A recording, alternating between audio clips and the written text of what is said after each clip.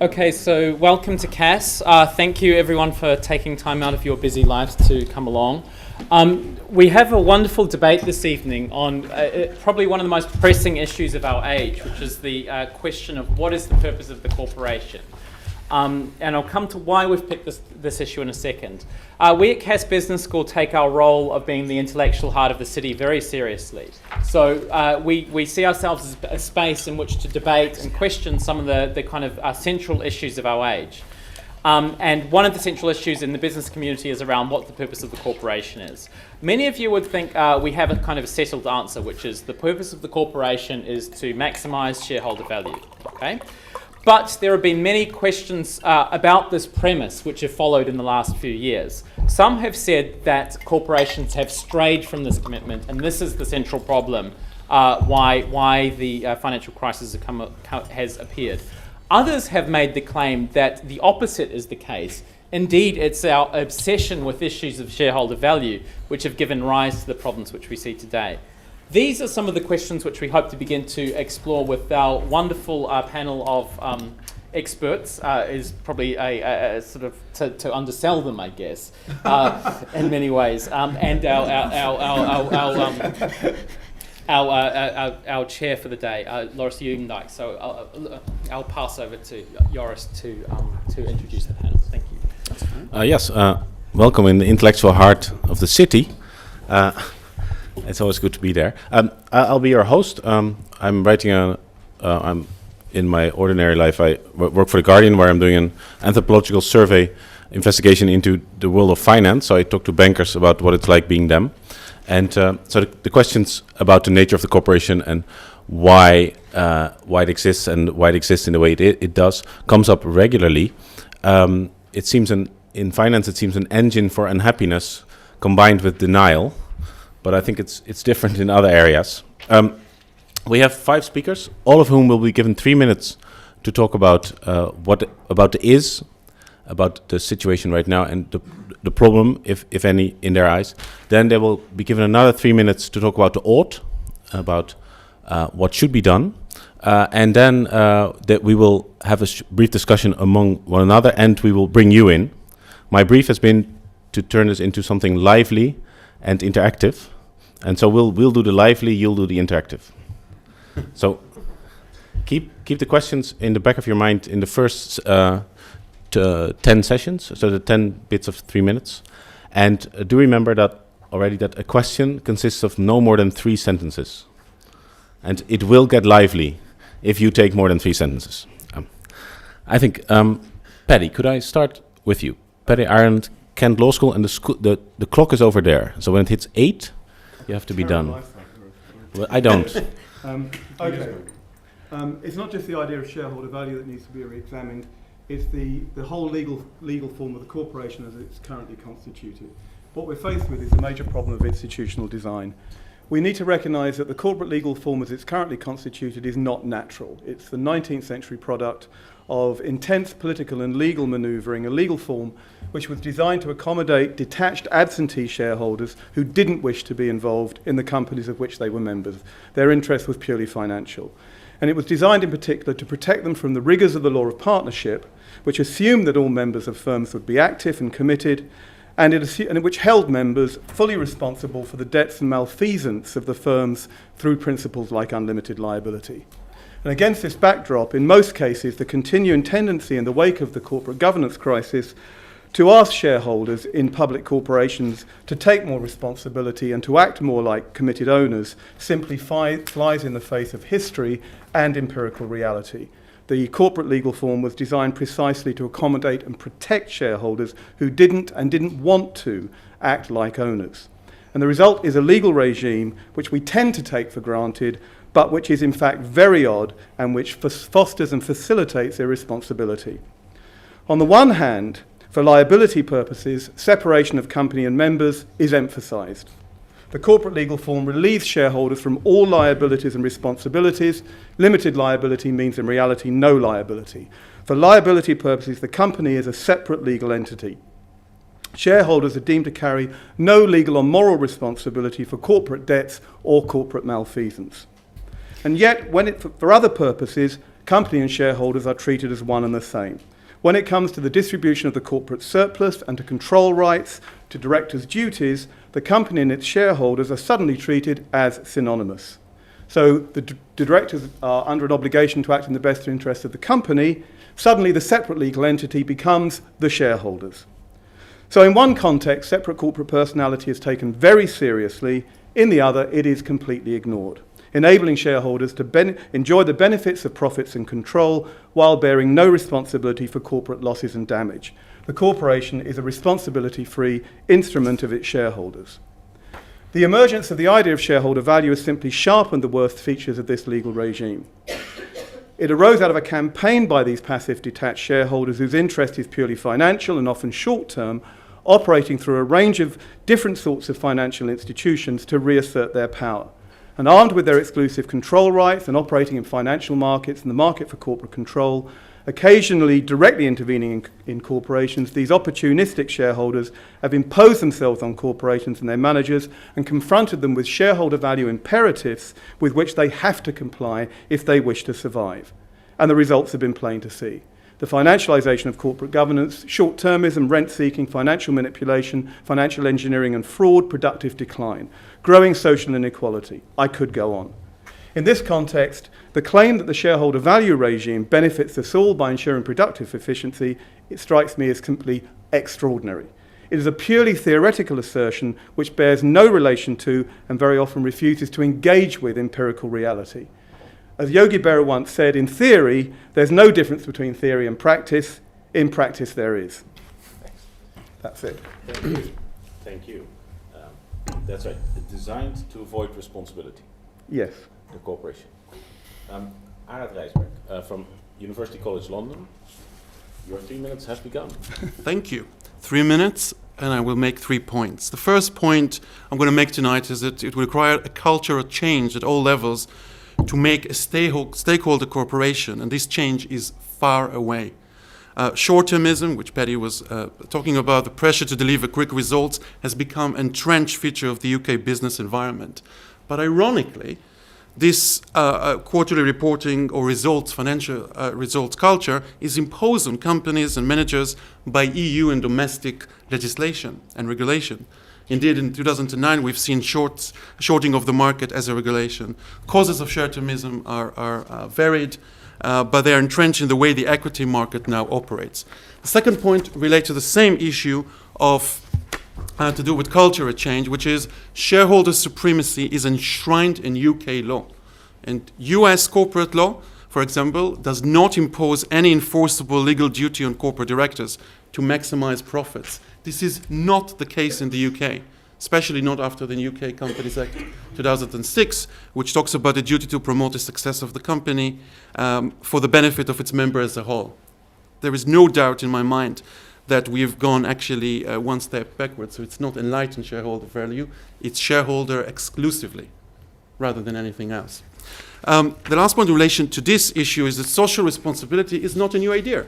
We've been talking about these ideas, since the early 30s of the last century. Burley and Dodd asked the question, from whom are corporate managers trustees? And they grappled with the issue of a sense of social responsibility, the issue of conscience, and so on and so forth. So in other words, there's nothing new in this debate. The second point, and I've got, 1 minute and a half? Second point is, in this debate, we're talking about shareholder value, and my question is, which shareholders are we talking about? Are we talking about, or using terminology from a bygone era? We know, or the debates, or the question ignores the fact that 40% of shares in the UK are held by foreign investors. That means that they got very different incentives, very different ideas about how to engage with companies.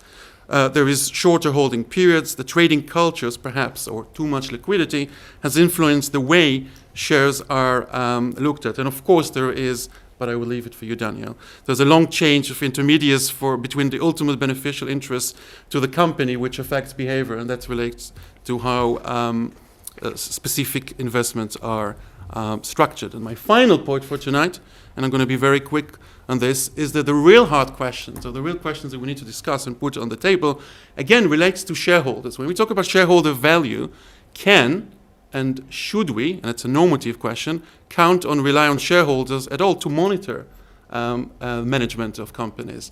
We know that when things are going well, shareholders do not intervene. When things are going bad, as in the last few years, we have a lot of noise, we have a lot of media coverage, there is a lot of shareholder activity. But then when things are going to be okay or back to normal, shareholder activism will disappear. But this is exactly the time when they should be monitoring. Not before, not after the event. The second issue is that, is shareholder activism a good thing? If we think that shareholders getting involved in companies, where is the evidence to suggest that shareholder being or engaging with company leads to better governance and indeed results? And there is a lot of sort of mixed evidence on this issue. And the final point is that the concept of shareholder is as uniformly concerned with profit generation, perhaps should be looked at, because I think instead we need to ask, are real shareholder interests linked to both economic and non-economic goals? So things like socially and morally desirable corporate activities, because if this is the case, then maximizing shareholder value is not the same as maximizing shareholder profit. Thank you. That's right. So discussion is nothing new, but change is far away, and we need to look at externalities. Mr. Summerfield from Responsible Investments. You have 2 minutes. Thank you.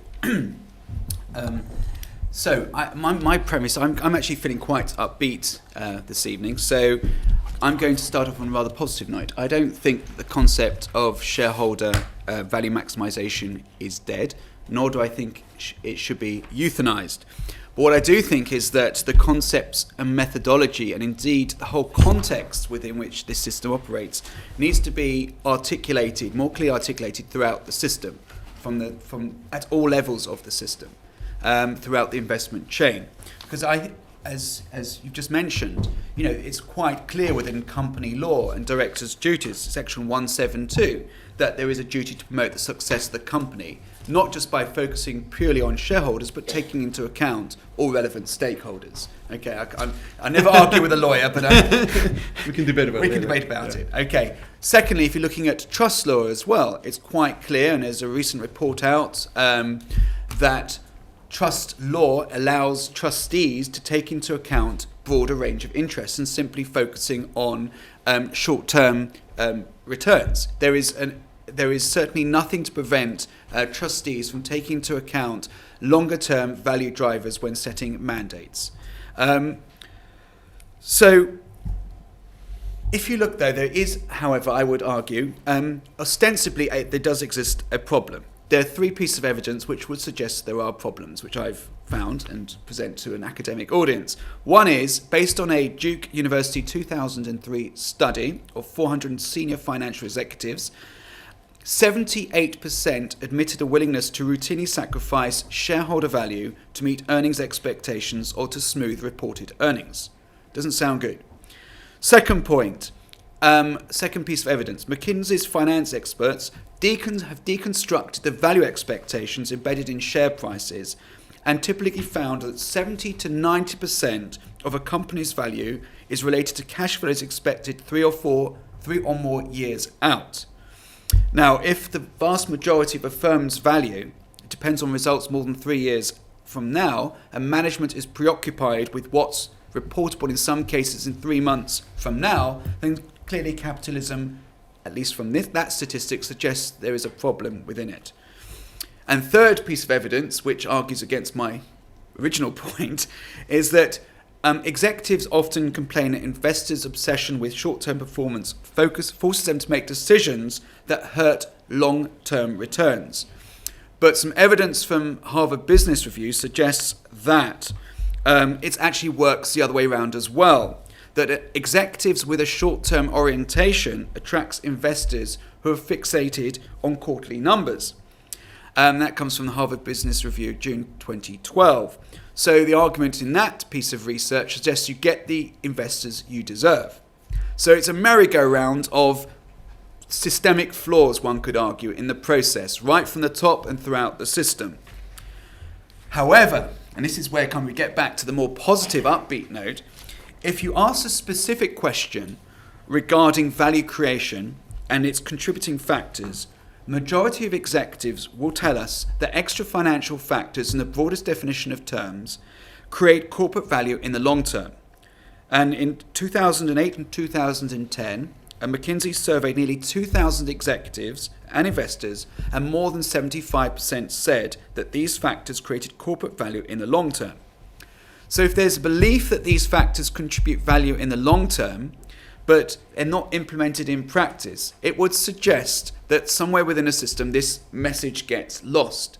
And I would argue, and I'll leave this perhaps is my 3 minutes up? Yeah. Okay. All right. I would argue, and you always take it. My takeout point would be that throughout the system there are intermediaries which confuse the signals that are sent throughout the investment chain, and that starts from the top and goes throughout the chain right to the ultimate signal recipient, which is the company. And we'll talk about solutions in a minute, but until that system of beliefs and values is clearly articulated, identified and clarified, then that system will continue to produce these short-term results which don't take into account the longer-term value-creating elements within it. Thank you. Thank you. Mr. Colonel. 70 years ago, the average holding period of shares around the world on stock markets was 8 years. 30 years ago, it was 4 years. Today, it's a matter of months, weeks, days, hours, seconds, or in the case of high-frequency traders, nanoseconds. And one of the consequences of that is that the purpose of the corporation has basically been lost. And it's given rise to a serious concern and a justified concern about addressing the agency problem, the link between management and shareholders.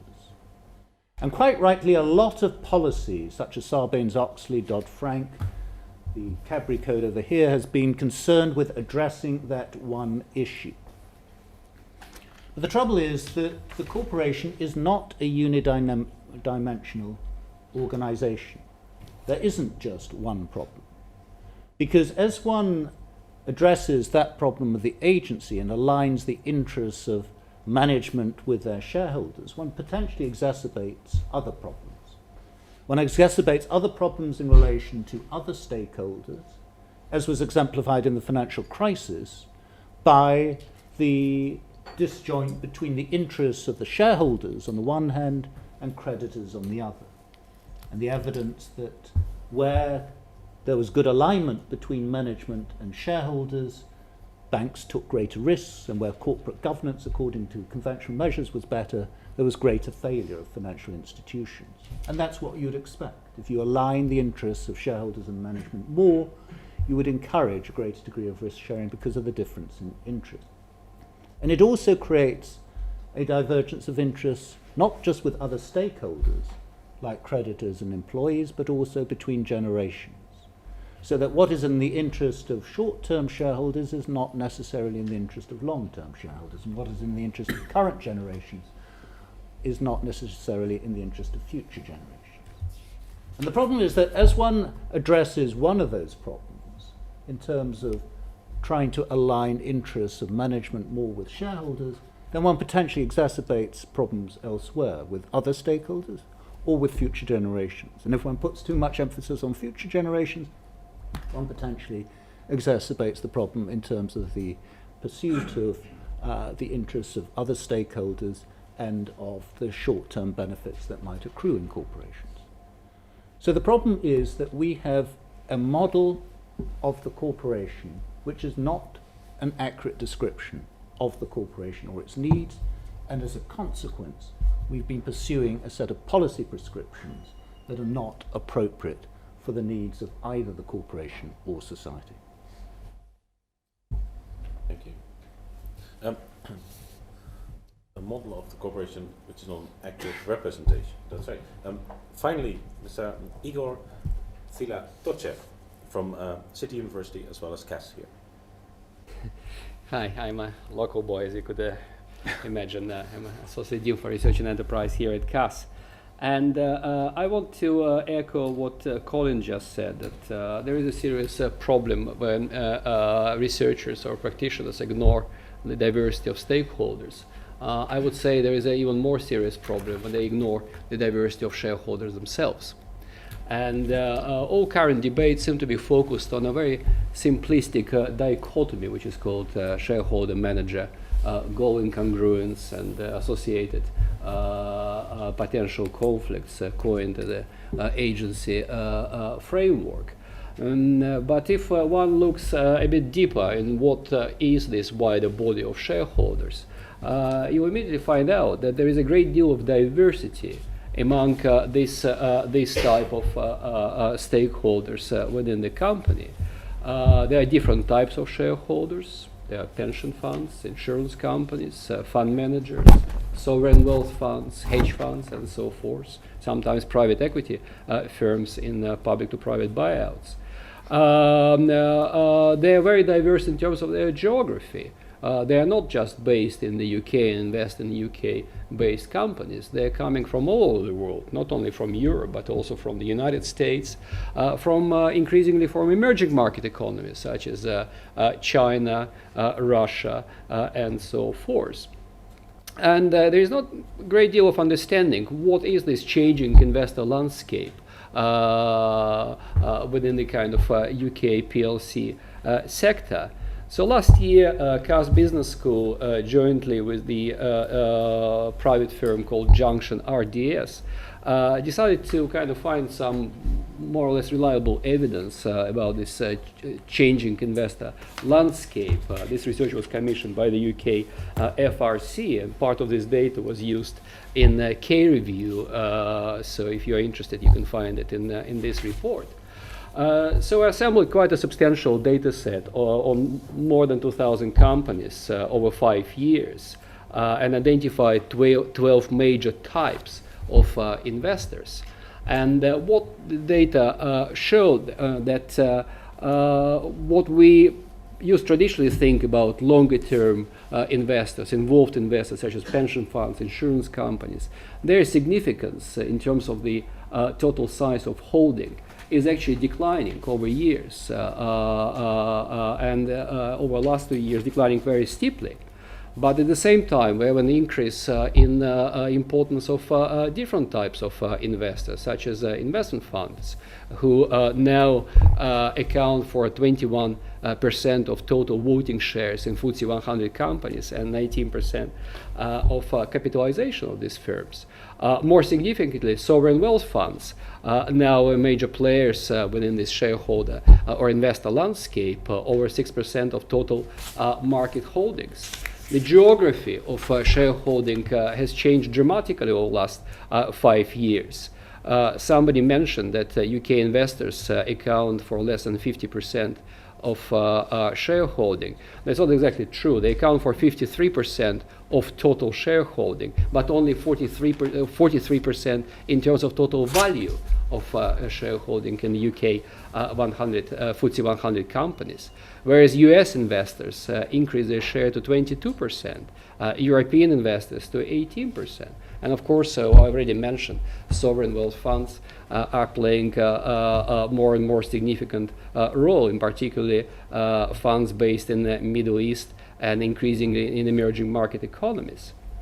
So this kind of process and underlying processes within the UK stock market has led to significant differences in terms of shareholder objectives, significant diversity in terms of shareholder objectives, their decision-making and time horizons. And some academics started talking about a significant change, a transition from a principal agency problem or principal agency framework to a phenomenon which some researchers coined as a principal conflict, when you have actually a goal incongruence, not among shareholders and investors in a simplified model of corporate governance, but among a wider body of investors themselves, which creates a whole range of issues, and I will spend the last minute just flagging them up. So first of all, what does it mean shareholder value? It could mean different things for different types of investors, or investors coming from different geographies. What is alignment of interest between managers and shareholders? As I said, the interests of shareholders could be quite diverse. So whose interests managers should prioritize in this complex model of shareholder diversity? What are ultimate objectives of different groups of investors? There is obviously a view that, for example, sovereign wealth funds might have non-economic factors in their objective function. Sometimes it could be political factors. There is no hard evidence to prove it, but there is a lot of debate, especially among our European colleagues and politicians, about lifting up defense lines, building defense lines against the corporate takeovers by entities coming from some emerging market economies. So the whole kind of this development within the investor landscape threw up a bunch of issues we never thought about maybe 10 years ago, but now they kind of require sometimes quite urgent consideration. Thank you. Thank you very much. So I think what seems to have just happened, I think we've unpacked both terms. We've unpacked the word corporation, which Colin Mayer describes as warns against treating as a unidimensional entity. Daniel Summerfield talks about the management and the investment chain and how messages get lost. And then Igor has pointed out just how diverse shareholders are. So we're shooting at two moving targets, which is always what happens when you speak to academics. So now we're going to turn the guns on them by forcing them to say what should be done. Again, all of you will have 3 minutes, and could I ask you to start by just saying either the word overhaul or the word reform? Overhaul.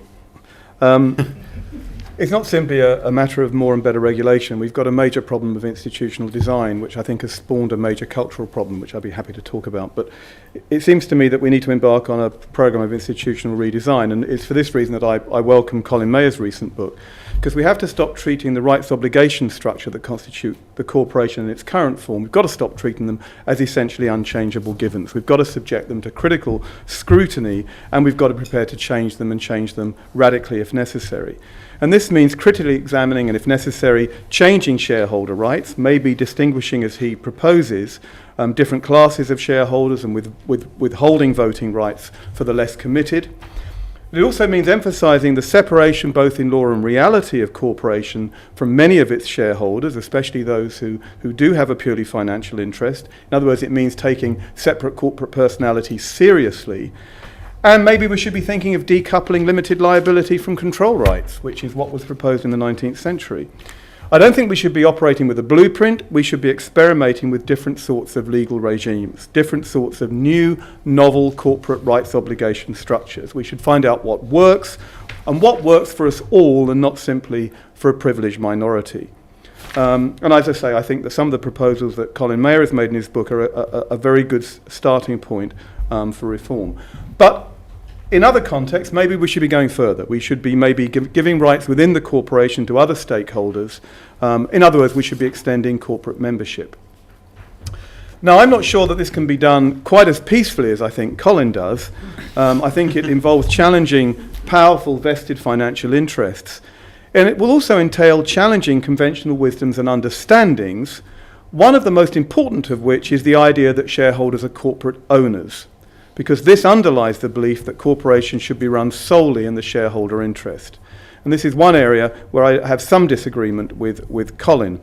Legally speaking, it is simply wrong to describe shareholders as owners of the corporation. And indeed, in the context of redesign, we need to unpack and better understand the concept of ownership.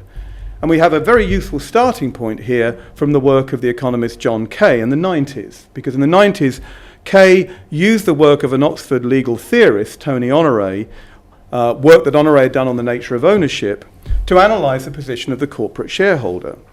Honoré observed that ownership in law doesn't consist of a single right, but of a number of different rights, a bundle of rights, as we lawyers refer to it. He identified 11 of them. Full ownership occurs when you've got all 11.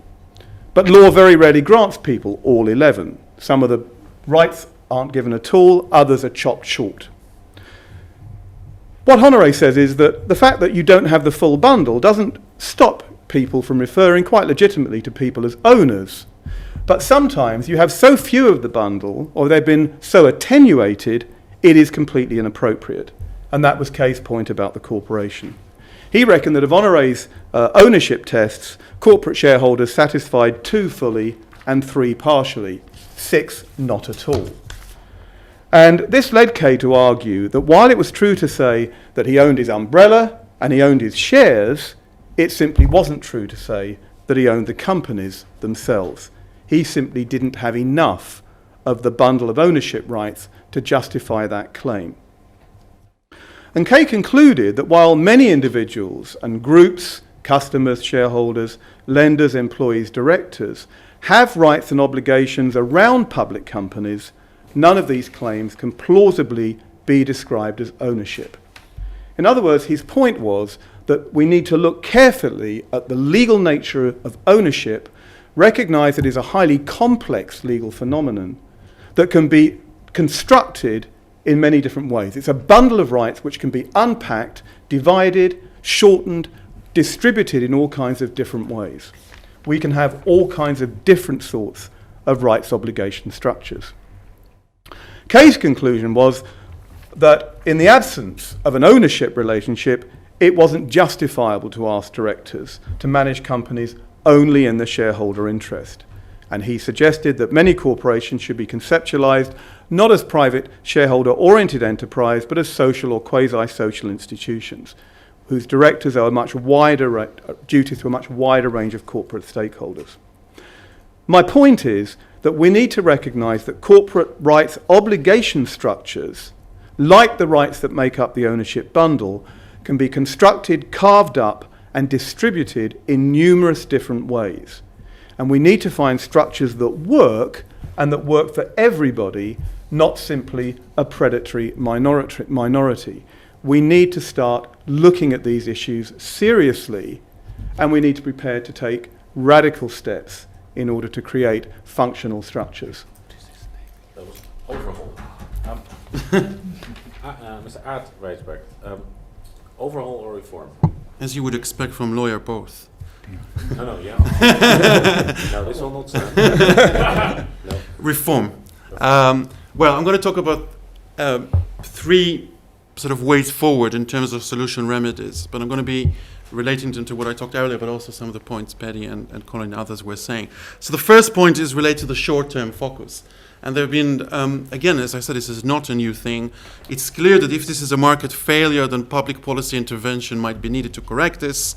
But at the same time, we need to understand, and I think the EU Commission got it right this time, that not all short-termism is negative. And so the idea is how you balance short-term with long-term. And I think Julian Franks recently sort of suggested, and I think he's absolutely got it right, is that the central issue is how to encourage a position where we have more shareholders who have a long-term interest, as well as the presence of short-term holders at the same company. The EU Commission suggested that it's looking at various incentives and so on. Very recently, and I think it was last month, Jesse Fried from the US sort of talked about a variety of reforms to reduce short-termism.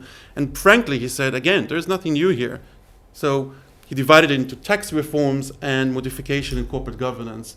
And he was talking about already in 1936, John Keynes has talked about a tax on securities transactions, which would in turn make short-term shares ownership less attractive. So again, solutions are there. It's just the question whether there's a will to go that route.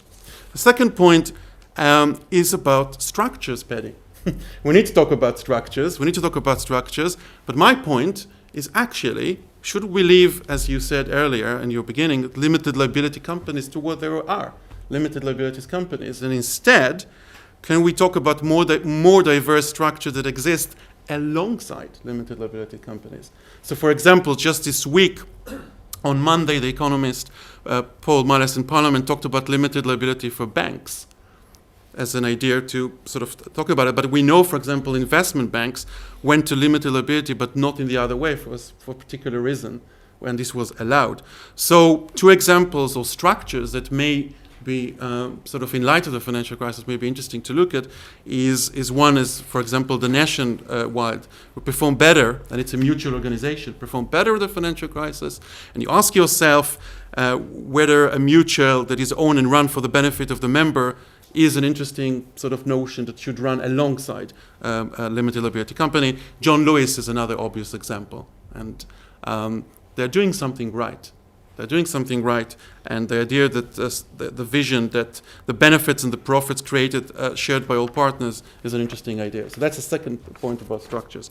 And then finally, about engagement and shareholders, because we can't escape the idea or the notion that shareholders are an important part of a company. But it's not just shareholders. So if you want to talk about incentive for engagement, the incentive for engagements should go on all levels, on all dimensions.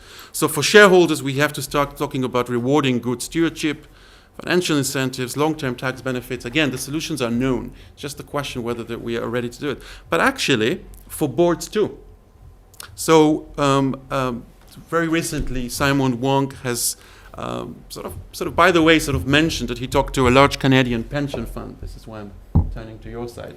He talked to a large Canadian pension fund, and they explained to him that the board has been revamped to bolster financial expertise. So they pay very little attention to short-term investment returns, and instead what they focus in this Canadian pension fund is whether investment managers are sticking to the agreed investment strategies and continue to possess the capabilities that were asked. In other words, we have to talk about all levels. It's not just shareholders, it's management, and it's throughout the chain and so on and so forth. Thank you. Daniel Sommerfield, overhaul or reform? Refine. So reform. Refine. We'll come on to discussing the points that different panelists have made in a minute, but my starting point is no problem is so bad that government intervention can't make it worse.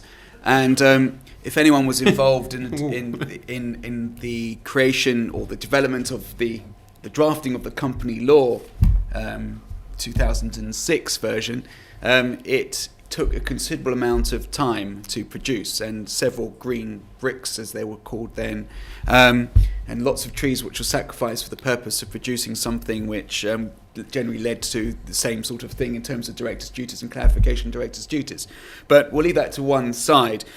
In terms of solutions and what needs to happen, why I'm picking on refine and reform rather than overhaul. I think, as you said, we've got the solution in our hands. The solution is there. It's just a question of making it happen. Which is why I was a bit surprised to say you chose overhaul rather than reform. And the challenge is, first of all, if we're going to send the right signals, it needs to start at the trustee level. So formulating, designing the right sorts of mandates for implementation by the fund managers, and the correct monitoring of the implementation of those mandates. So mandates, as they're currently structured in many cases and advised by investment consultants, tends to be off-the-shelf type mandates, which is perhaps, and I'm not necessarily expressing our own views, this is the experience I've witnessed, experience I've seen, is that they tend to be off-the-shelf, which are not necessarily fit for purpose. And in order for mandates to actually deliver what's required for that particular pension fund, the trustees need to be absolutely sure that that mandate is right for them and their liabilities and everything else that's part of that process. So mandate's absolutely key. And in that would be a broad definition of what is value creation within the system, what we as trustees expect throughout the chain in terms of delivery of that value proposition. The third solution would be decompartmentalization, if that's the right word, of so-called ESG factors. So the real need to integrate what has been called in some quarters as environmental, social and governance or extra financial factors into the investment process. So it doesn't exist within the investment world or indeed in the corporate world as a separate silo, and you have kind of two different audiences speaking to one another. You have the kind of tree huggers, open-toed sandal brigade, as they've been described in some quarters, talking to neutrally. Guardian readers. Guardian readers, okay, a Guardian journalist over there. talking to people within the company. And it needs to be embedded within that investment process, so everyone's talking the same language, not having these different dialogues taking place. Incentive arrangements, obviously key here throughout the chain, not just at management level, where it's often pointed at, but how the different intermediaries are incentivized throughout that process. We can come on to executive remuneration later on, if that is of interest. As I mentioned before, clarification of fiduciary responsibility, both for trustees and also in terms of directors' duties. If you believe that that's not properly understood, then maybe that's something that needs to be further articulated and described. Two other quick points is there is a need, as McKinsey suggested, to speak to the right sorts of investors. If my point is valid, I mentioned before that companies get the shareholders they deserve, then surely there are two things which need to happen for that to be addressed. One is that companies need to be more selective in terms of the shareholders they engage with. Perhaps those shareholders who are long-term intrinsic investors who understand the value drivers of the company, who understands what the strategic direction and objectives of the company are, rather than simply picking on the top 10, which a lot of companies actually do. So selecting those investors understand what is being put forward. And executives having the strength of their convictions rather than being perhaps pursuing avenues which the most vocal investors are suggesting they pursue. And related to that is conveying the right sort of information. So I think it was one of the research papers I read suggested that when the South Korean president was elected, he asked for someone to provide him with a 60-year vision for South Korea. I think I'm talking about the right country, but some of the academics, and whereas where in Western society we're talking about the norm is for instantaneous results. I'm not quite sure what my point is. My point is that companies need to convey the right sort of information, looking at describing the long-term value drivers of the business to the recipients of that information, i.e. the shareholders, and so then you kind of try to break down these short-term, the tyranny of the short-term as it's been described, and actually focus more on the long-term value propositions of the business, so you in turn get the investors who buy into that strategy. And then you have the kind of a virtuous circle being created throughout the investment chain. Excellent. Thank you very much. I think you managed to insult almost 60% of the world population. Good. Hopefully the panelists as well. I think the award will go to you. Mr. Collimer, overhaul or reform? Reform. Some of the most successful companies in the world are Bertelsmann, the media company, Robert Bosch, the automotive company, Tata, the Indian conglomerate, IKEA, the retailer. All of those have one thing in common. They are all owned by industrial foundations. Those industrial foundations in large part channel their profits to charities, but it's not that philanthropic element that I want to emphasize. It's that those foundations have boards that have one primary responsibility, and that is to ensure that the corporation upholds the values and principles of the foundations. And if companies fail to do that, then it's the boards of those foundations that take the ultimate responsibility. Now, those foundations are, in most cases, have companies that are listed on stock markets as well. And they trade shares that are very liquid, and the foundations are very concerned about the share prices of the firms as well as the other interested parties in the firm. They're interested in share prices because they convey important information, and also because they want to raise capital from stock markets. And what that emphasizes is, first of all, the importance of having a long-term owner, namely the foundation, the importance of balancing that with having short-term investors from whom one raises capital and having an interest in them, and the importance of being able to balance the interest of both long-term and short-term shareholders with those of other stakeholders in the firm. And in some respects, what I've just described is very much a feature of many corporations in the United States. Because sometimes we draw an analogy between Anglo-American systems as if they were one, but in fact the US system is very different from the UK. Companies can have takeover defences of numerous forms. They can decide to incorporate in some states that are very managerial friendly, or in other states in the United States that are much more shareholder oriented. And they can choose to have dual class shares, as LinkedIn and Google have done. And so what they can do is essentially choose a structure that is suited to their particular types of activities.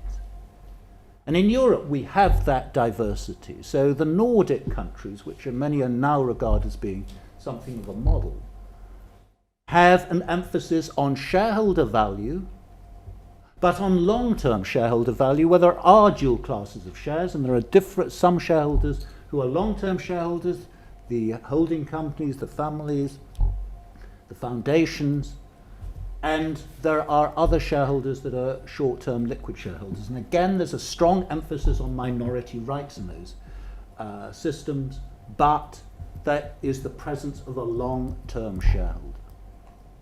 And that model differs from what people sometimes refer to as the Central European or the Rhineland model, where in Germany and Austria there's much more emphasis on control of other stakeholders. And the main point is not that any one of those models is right or wrong, but that there isn't a right or wrong model of corporate governance.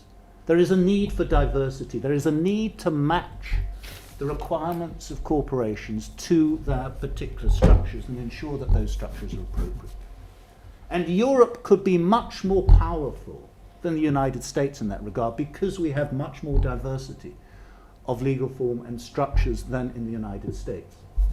And the potential then to create a highly vibrant, competitive system in Europe is very considerable. But unfortunately, it's been dominated by the narrow type of thinking that I described initially as being the underlying problem, which is focusing on one solution to the problem. Thank you very much. And finally, Igor Filatochev, reform or overhaul? Well, in the context of problems I outlined in my very short presentation, I would suggest a surgical reform. If you remember, I was talking about a great deal of diversity within the wider body of shareholders or investors and problems it could potentially create. And obviously the most explicit problem is that the economic power or economic influence, or what we used to call or still call longer term involved investors such as pension funds and insurance companies is gradually declining, and they're getting diluted by the arrival of new boys on the block, hedge funds, private equity firms, and other types of alternative investors. So there is a kind of debate about what should be done about it, and one of the suggestions is to introduce different classes of shares and maybe make them linked to the tenure of a specific holding. So if you have a longer term investor who held shares in a particular company for, let's say, 10 years or maybe longer, why don't endow this investor with enhanced voting power? Which I kind of find rather ironic, looking back at 20 years of research in finance literature on dual class shares and the hundreds of papers showing that how bad are these corporate governance settings are for minority investors, and how much scope for abuse they provide. But still there is a point saying that you may deserve influence by sticking to the same company. Of course, there is another issue which is quite important. It's a balance between long-term and short-term interests. And I quite agree with Julian Frank's view, and echoed by Colin as well, that you do need to have a bit of a grease by way of quick transactions, a big volume of turnover, with the presence of institutions who will stick to the company and try to get involved, such as USS, for example. In this case, there is a case for restricting various practices which provide voting power without actually making an investment, such as stock lending, shorting, and so forth. And as you know, these reforms are seriously considered by the European Commission. I think the most potentially charged, both politically and emotionally, issue is the presence of foreign entities.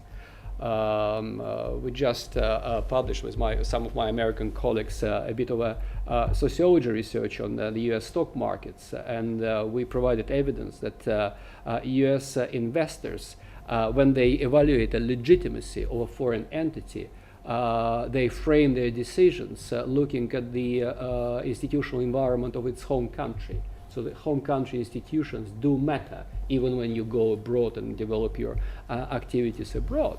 And we know that within the investor landscape in the UK, the home country institutions vary dramatically.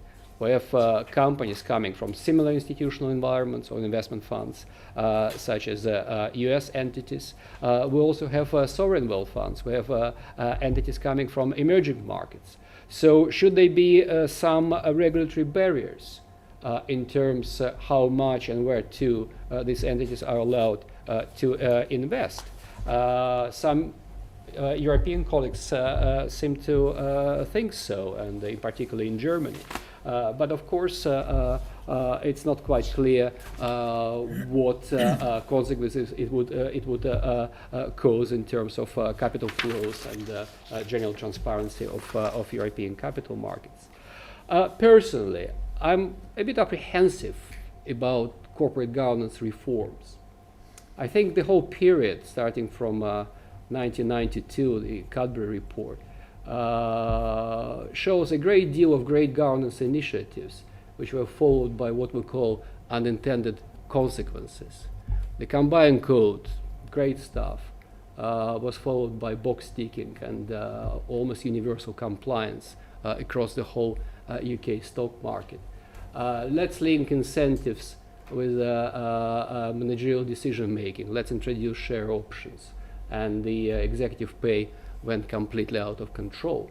So now we try to restrict it, and what we create is a rigidity in a labor market and a boost in a fixed pay. So one has to be very careful, because corporate governance should be taken very holistically. There is no one single bolt or an element in a mechanism. We're dealing with a very complex phenomenon with a lot of interrelated elements, such as boards and incentives, presence of family owners and minority investors, and so forth. So you can't just untangle this mechanism and say, let's just fix one part of it, because the outcome could be less frighteningly unexpected, but in a worst case scenario could be completely counterproductive. Thank you very much.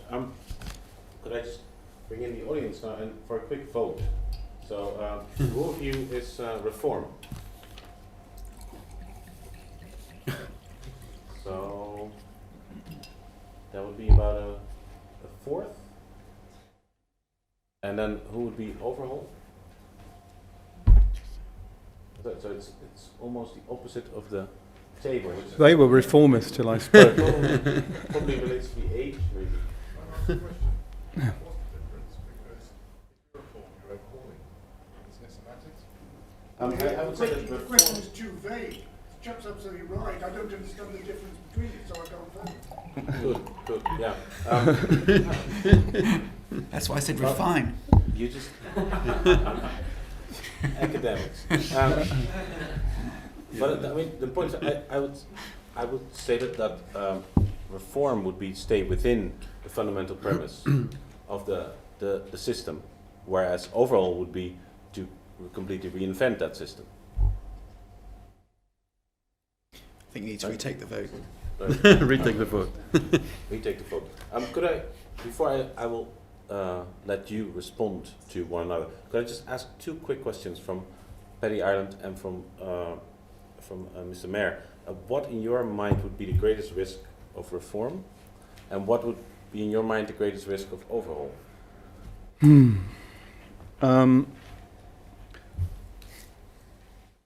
I said earlier that I thought that we have a major cultural problem as well. And the German political economist Wolfgang Streeck recently described it, I think, rather well.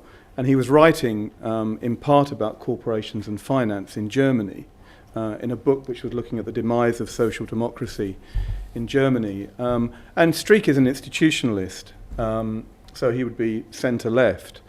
And I think one of the things that Streeck realised in the research that he did for the book was that the depth of the cultural problem that we have.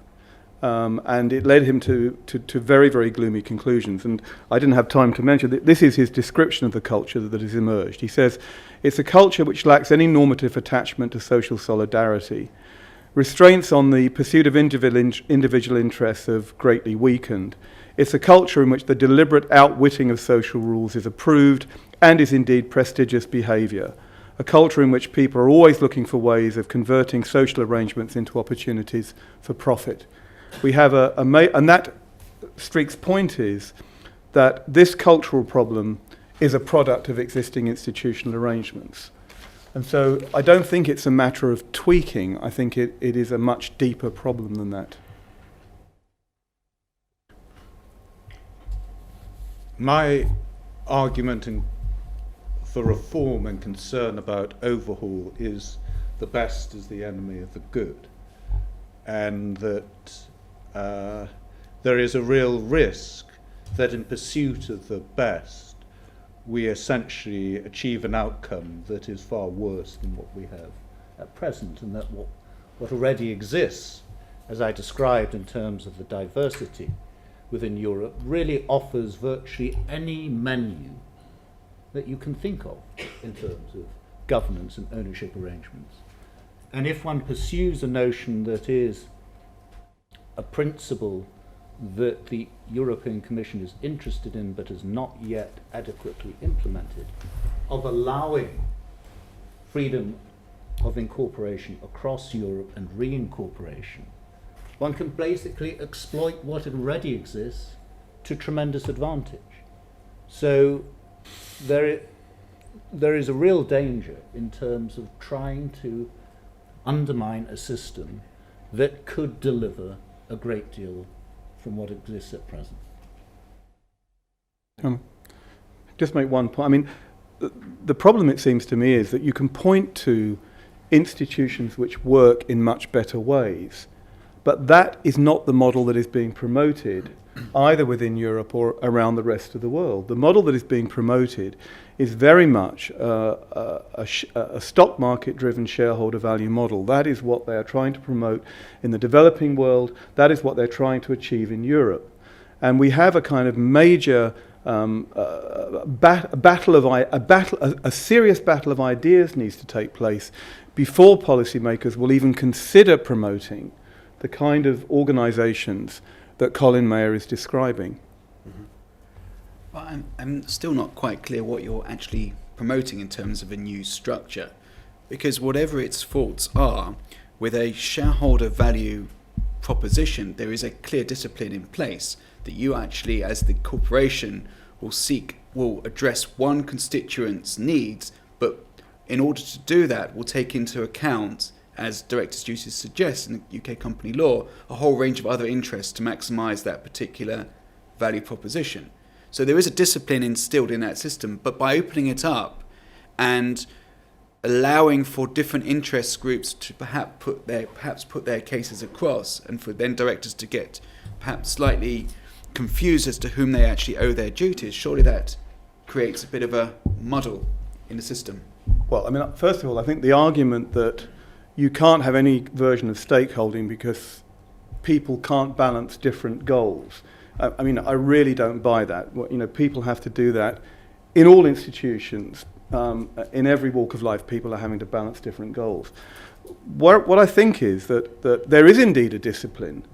Managers are increasingly subject to financial market imperatives.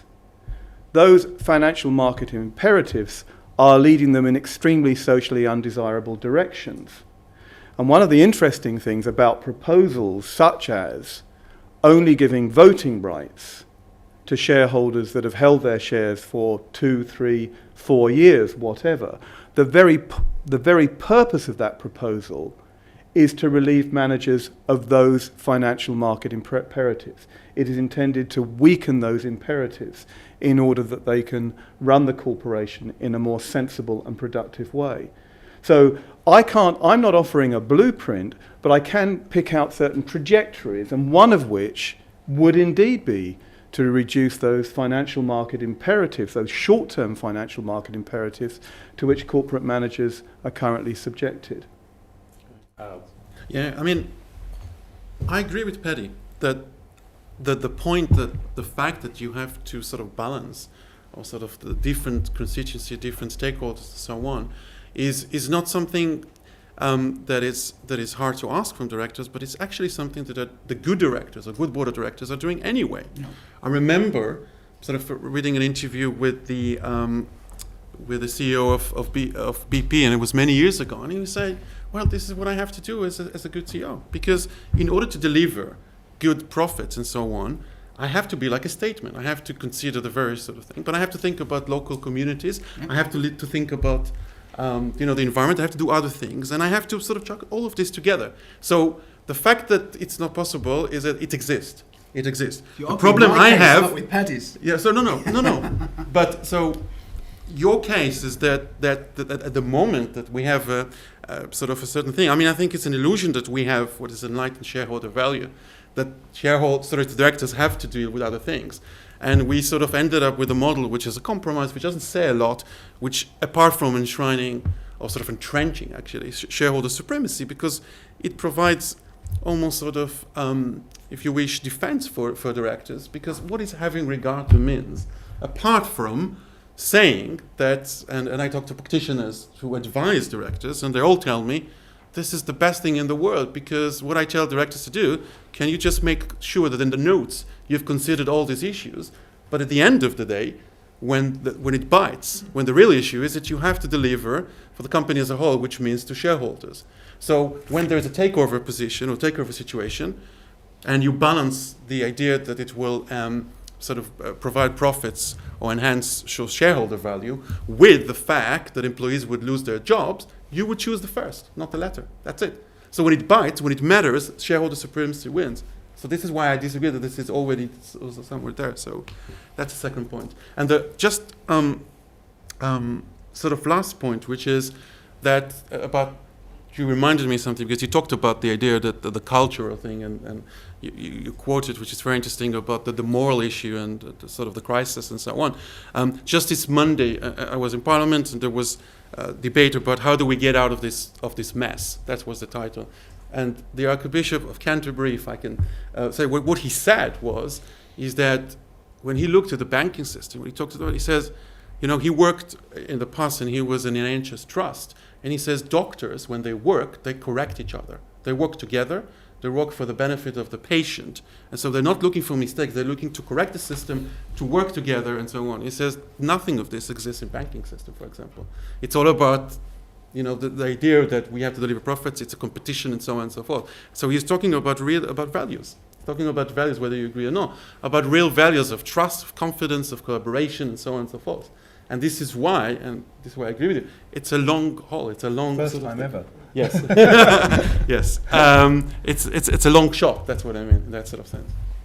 Let me now turn to you.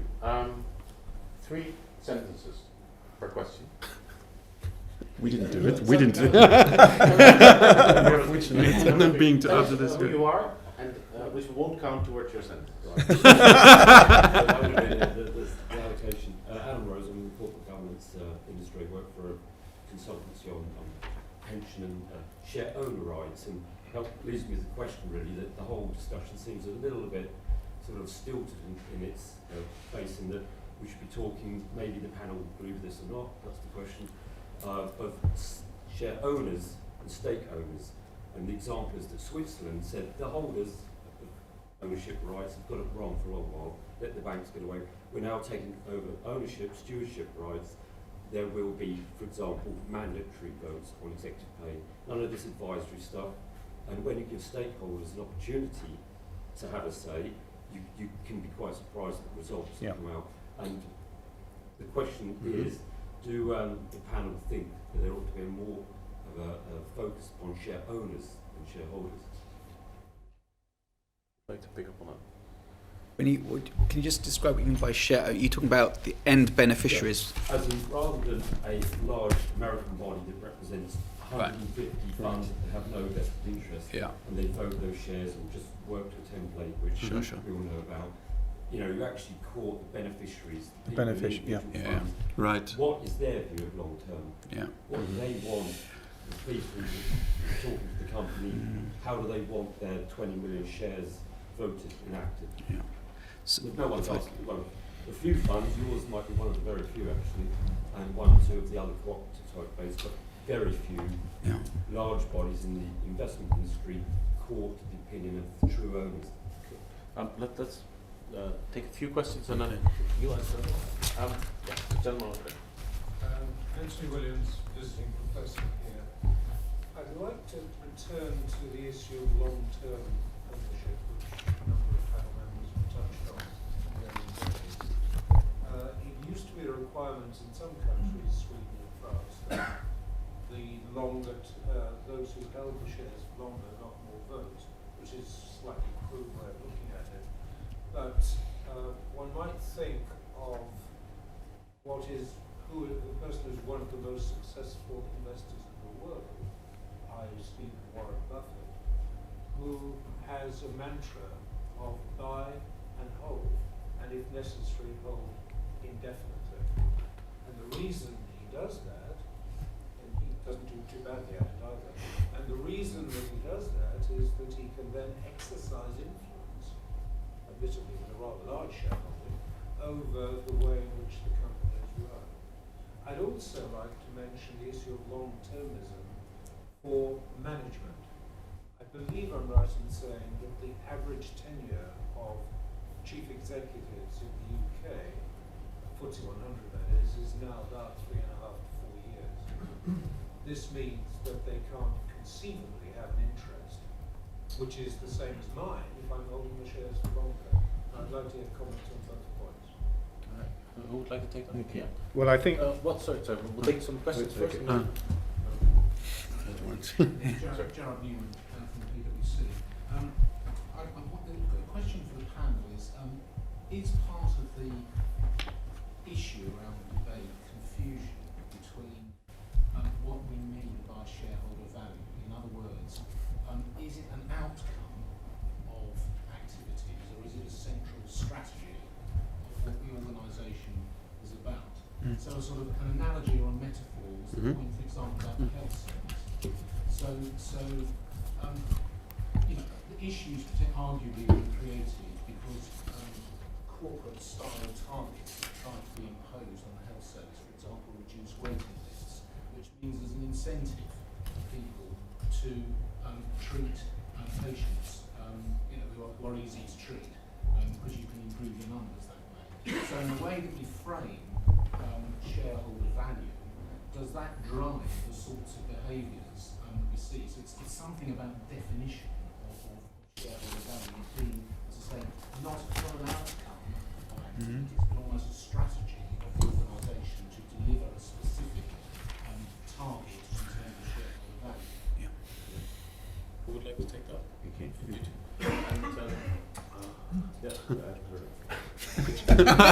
You're not going to get to answer. I will come.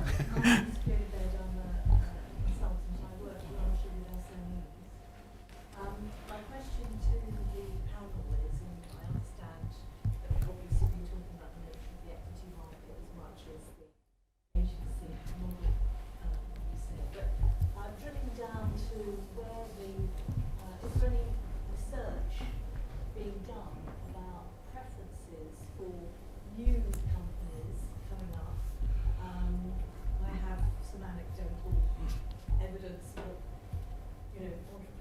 their 30s and 40s might feel they want to do.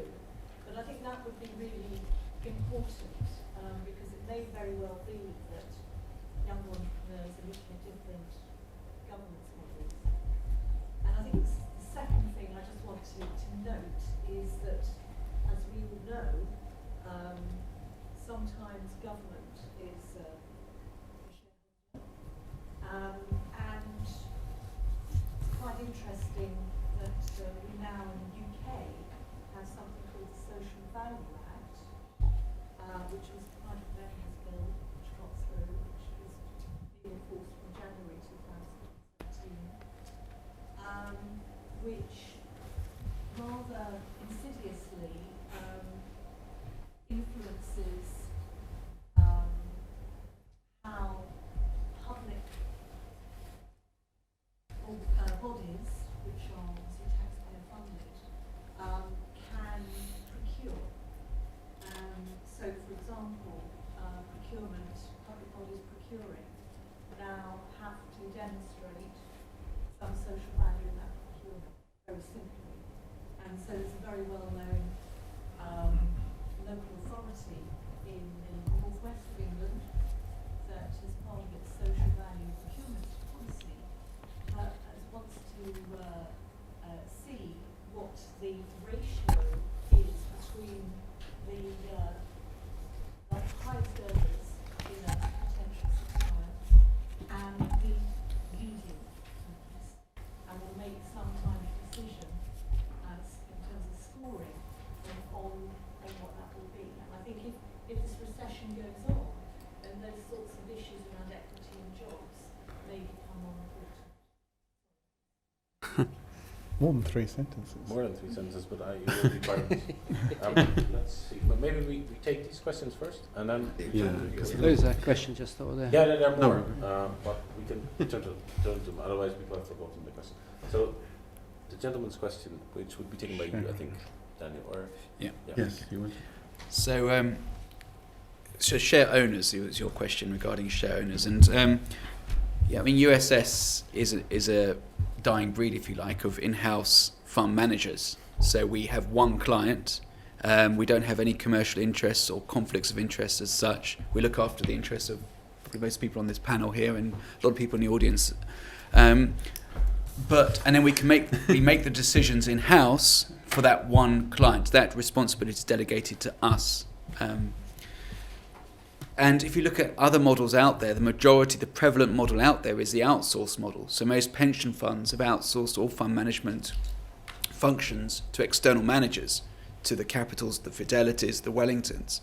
And they are, as you rightly point out, taking decisions on a significant number of different constituents who themselves represent different constituents.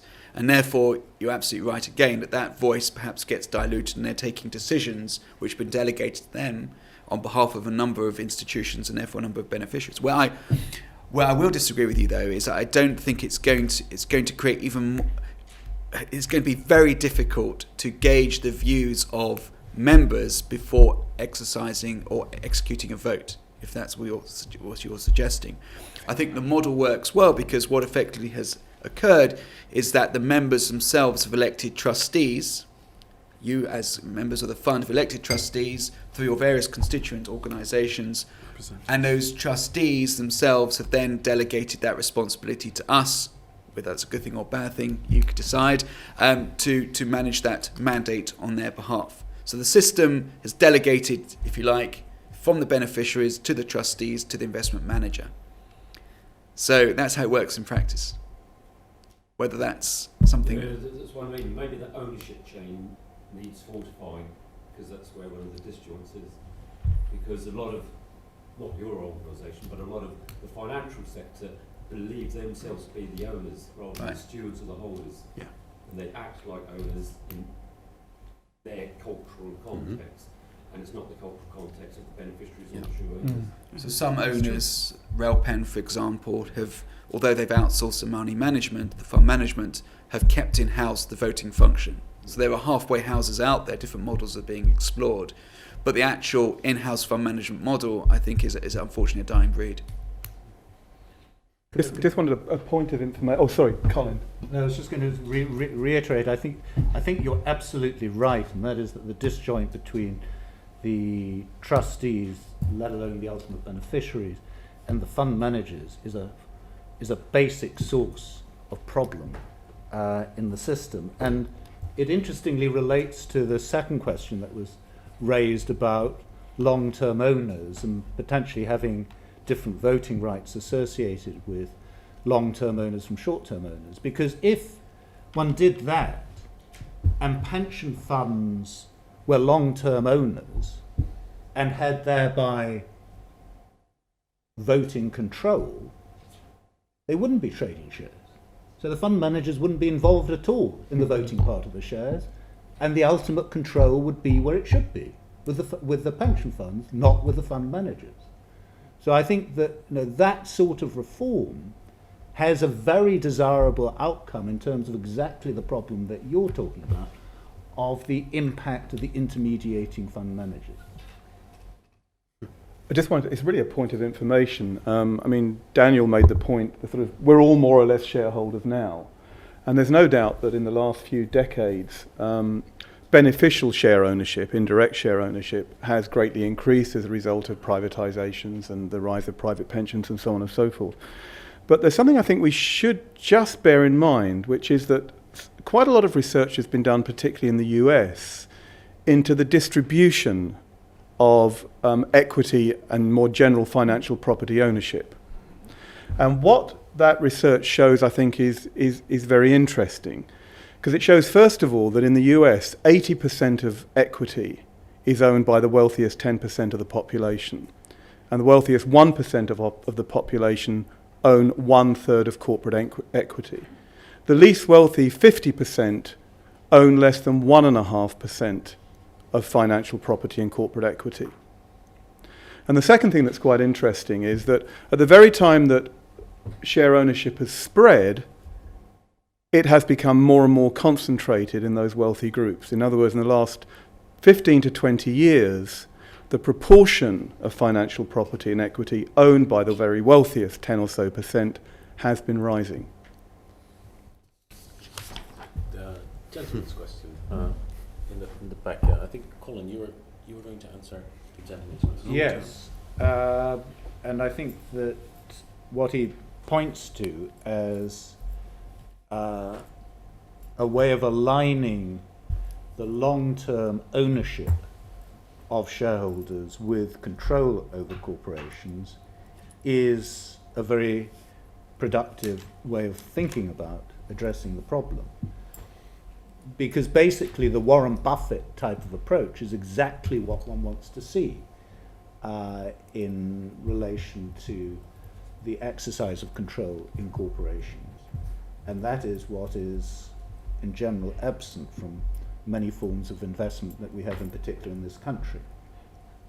And as I was saying earlier on, that is precisely the system that exists in some of the most successful economies in the world and some of the most successful companies in the world. There are long-term owners who have disproportionate voting control over corporations at the same time as those companies are widely traded on stock markets, and the long-term owners are concerned about the value of those short-term investors as well.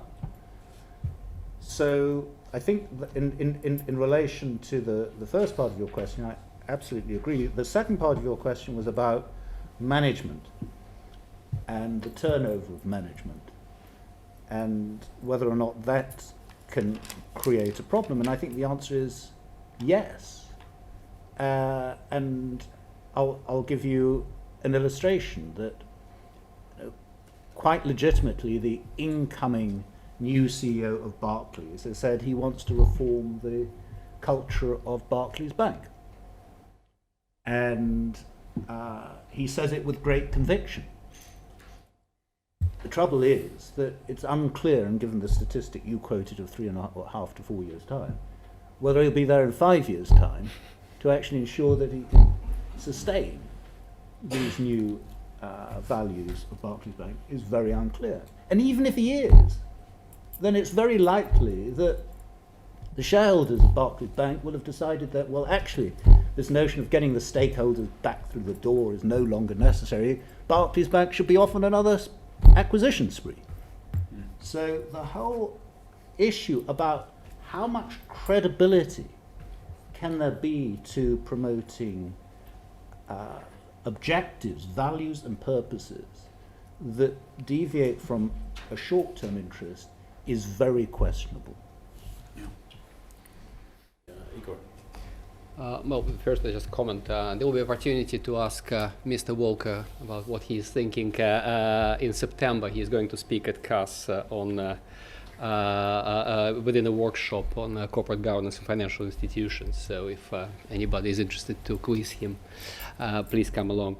Ladies over there asked a quite interesting question about corporate governance in the younger, smaller entrepreneurial firms. I think it's quite relevant because most of the discussion, well, inevitably is focused on large, mature companies, FTSE 100, Standard & Poor's 500 index and so forth. But of course there is a big population of smaller or medium-sized firms, and the question is, what are the appropriate governance arrangements for this type of businesses?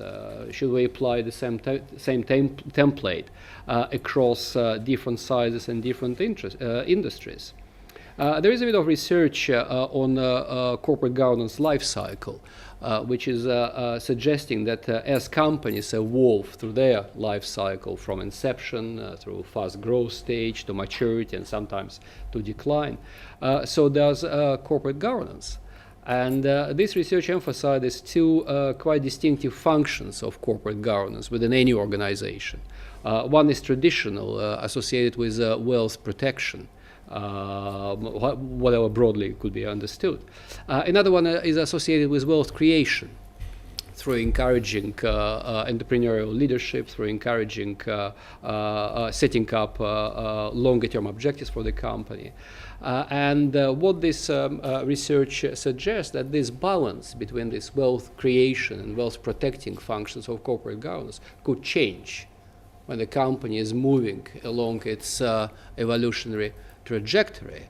And of course, if you look at an entrepreneurial firm, the most important from the kind of survival perspective function of governance is to help to create wealth in the first place.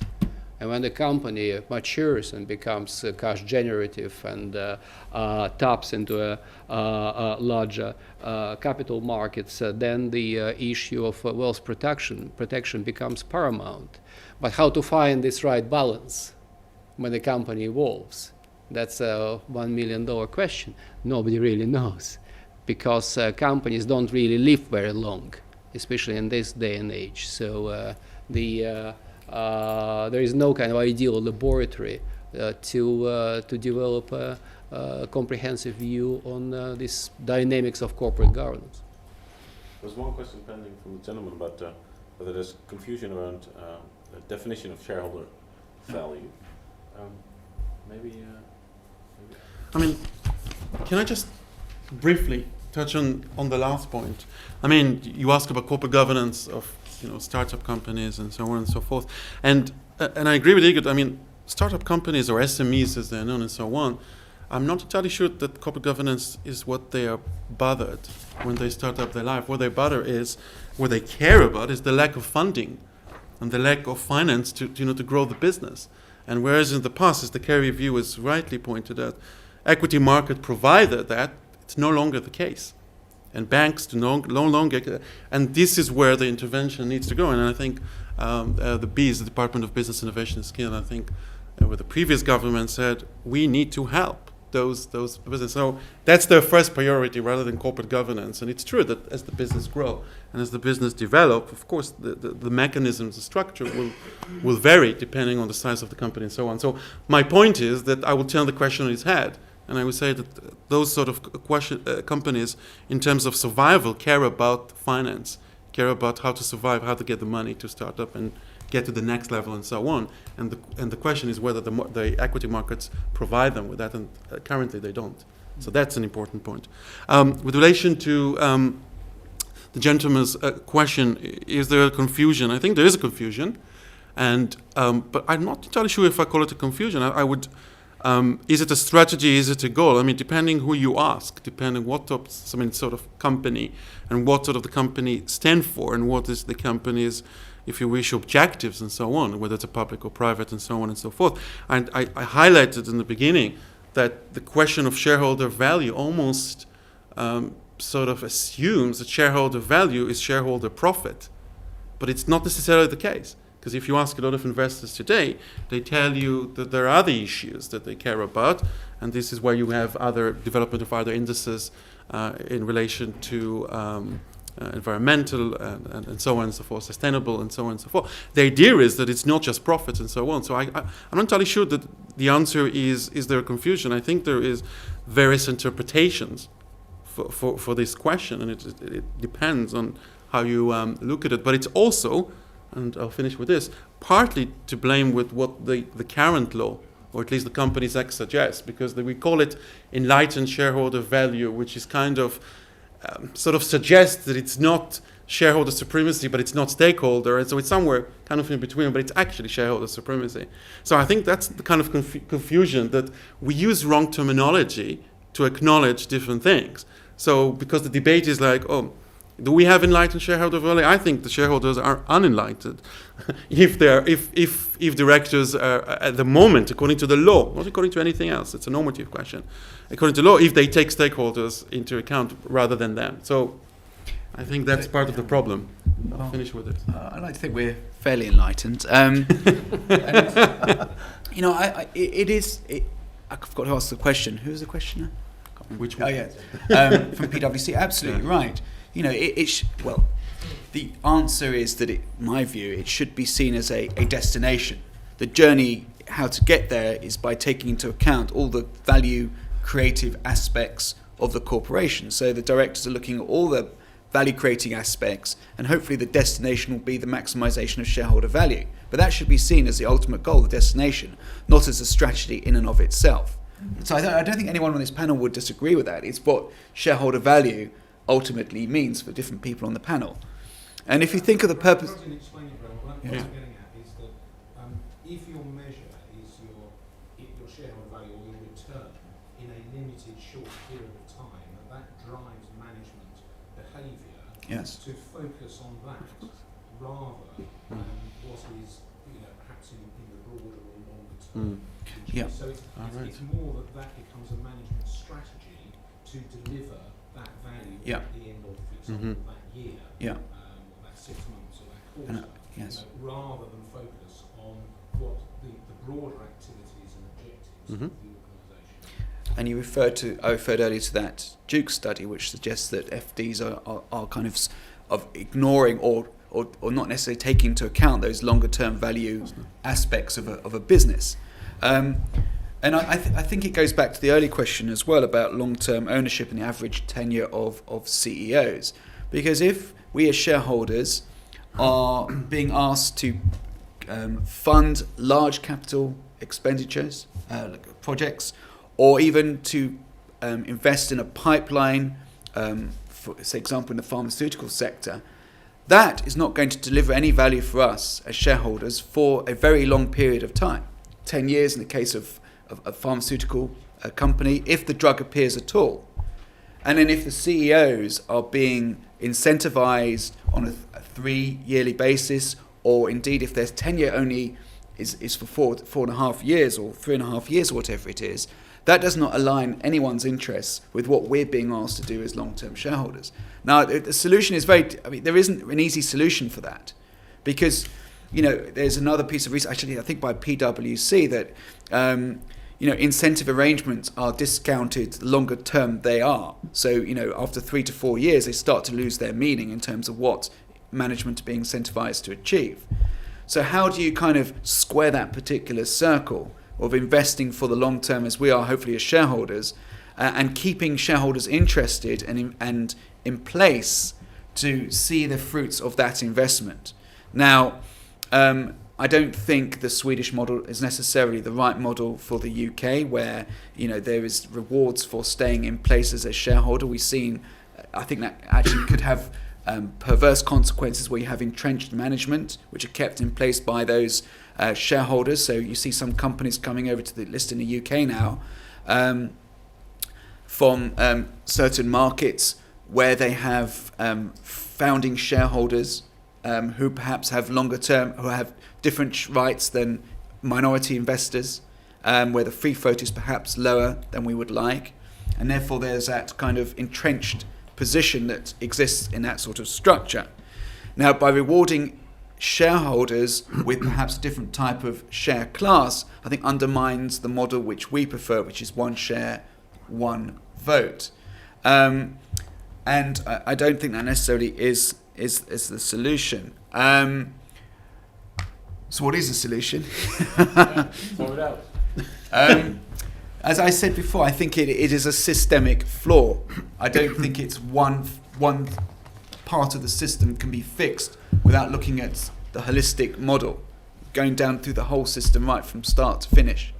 And if you're an investor in a company, and even if you've got these additional voting rights, and you see there's a problem on the horizon or something that's not going quite right with the company, no one is going to thank you for staying in place within that company.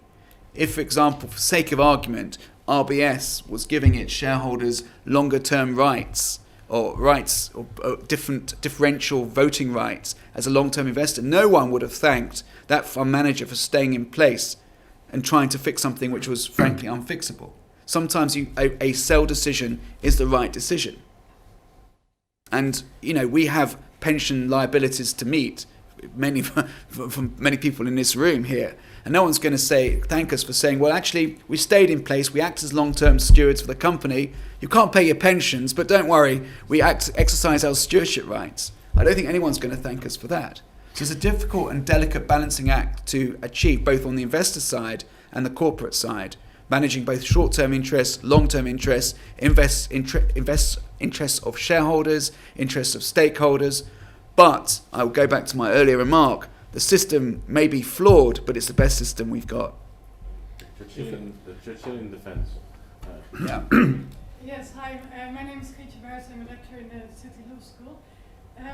So we heard from Dr. Heisberg that the position of the shareholders has, the legal position of the shareholder has significantly improved in the 2006 Act.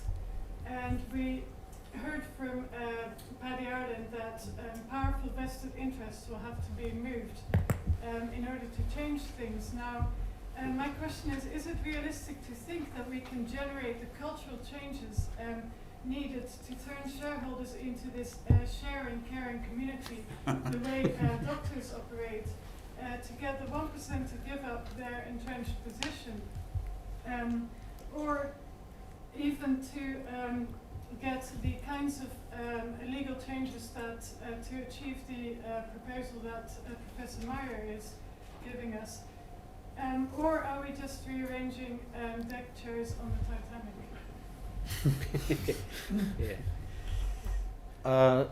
Can I say?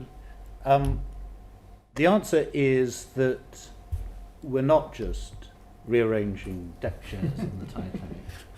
That the potential for bringing about reform is very significant.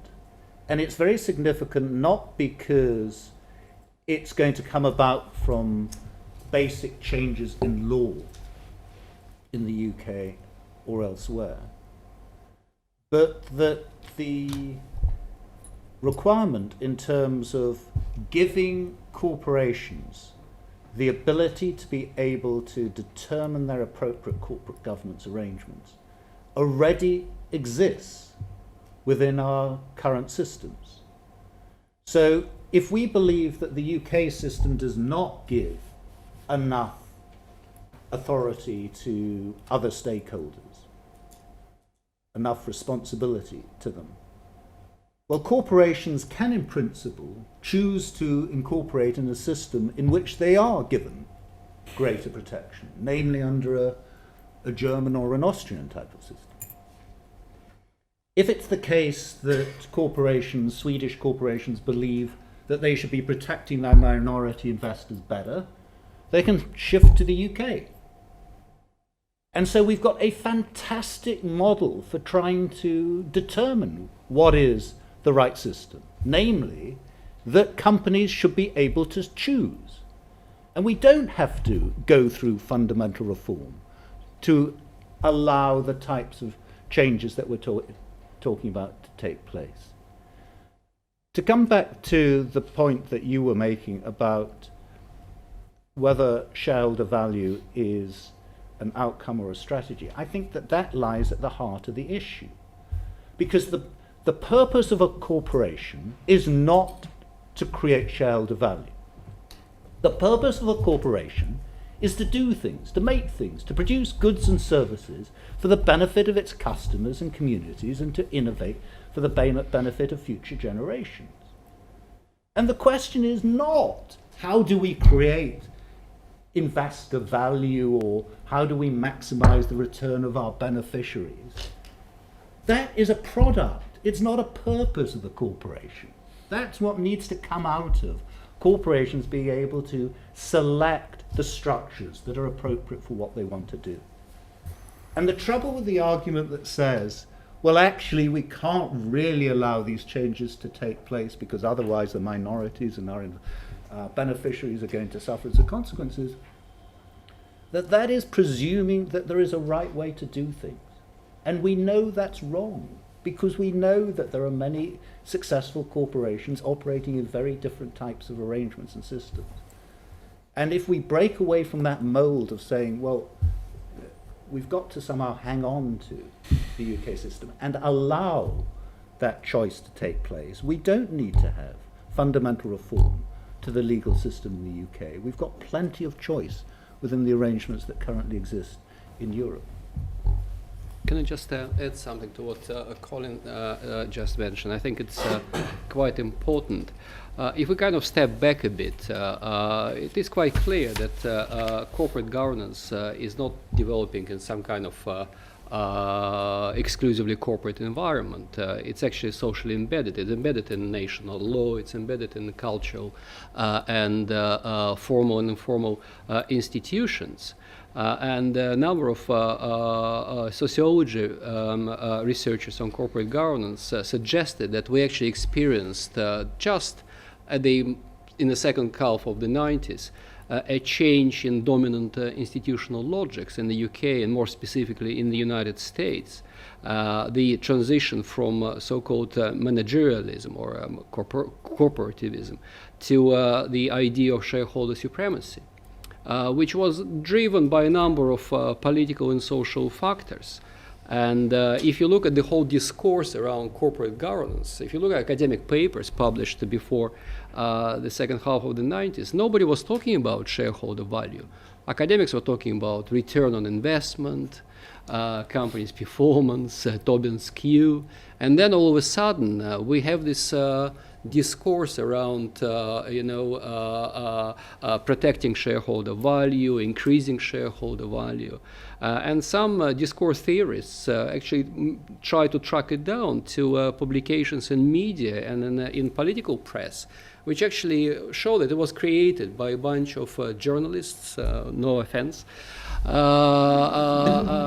political commentators, but not by academics, for example, or the politicians. But it was such a fertile ground for these ideas that the whole investment community just embraced it straight away. And that's how mind frame started changing very slowly, but in a very kind of determined way. So what I'm trying to say when we discuss issues of around corporate governance, one shouldn't forget that we're actually talking about an element of social construction as well as an element of technological efficiency and optimization. And there is research actually directly claiming that corporate governance is nothing else than a bunch of rationalized myths. It's never been proven that it works, but everybody believes in it. and hence it has a kind of power of taken for granted, almost. So the whole debate, of course, should be considered, as somebody already mentioned here, from a more holistic perspective, and maybe more general kind of institutional perspective, first of all. And of course, law is playing a very important part in this institutional construction process, but not the only part. One has to consider different formal and informal social movements as well. Excellent. I think we've actually run over time a little bit, so I'm afraid I'm going to have to not give you the opportunity to ask a question. Either sessions like this don't produce questions and you feel you're a failure, or they do produce questions and you have to disappoint people. And so that's life. I'll just like to ask all panelists, and I asked you earlier, best case scenario, the audience will retain one sentence in their long-term memory of what you told them. So you now have the chance to write 5 sentences each, or 1 sentence each. Can I have lots of semicolons? No. No. Most people will. You won't be retain- allowed on Twitter to do that. That's how long-term memory works. So, if I could ask you first, Igor, and then we move this way, to write a sentence in their long-term memory. Well, corporate governance is a bunch of rationalized myths. I can see the journalistic influence. Yeah. You want to be here. It's really Did you all catch that? Yes. Could you I didn't get that. Corporate governance is a bunch of, or a bundle of rationalized myths. Right. Okay. Racialized or rationalized? Rationalized. Rationalize. Yeah. Rationalized. Sorry for an accent. Promote diversity, not uniformity.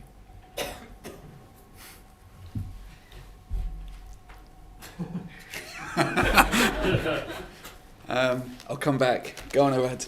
Okay. Cultural change takes a long time, generations. So the next financial crisis will raise the same questions. One sentence. I wish it was a case of simple reform. It isn't. It isn't a question of showing that particular institutional structures work. It's about challenging certain very powerful vested interests. Okay, I've got one. The system is marred by systemic behaviours that continuously compounded and prevent more long-term investments. That's it. Daniel sounded more like an academic. We've become journalists, and he's become an academic. That's what happens when you say It's great to hear how full of respect you are. The Guardians, by the way, trust. So we don't have shareholder value. Exactly. You're a very good illustration. Yeah. And there are people who are saying that this is why Guardian has adopted more change, embrace more change. Yeah. That's why you started to charge for iPad. Yeah. It doesn't Under. power. Anyway,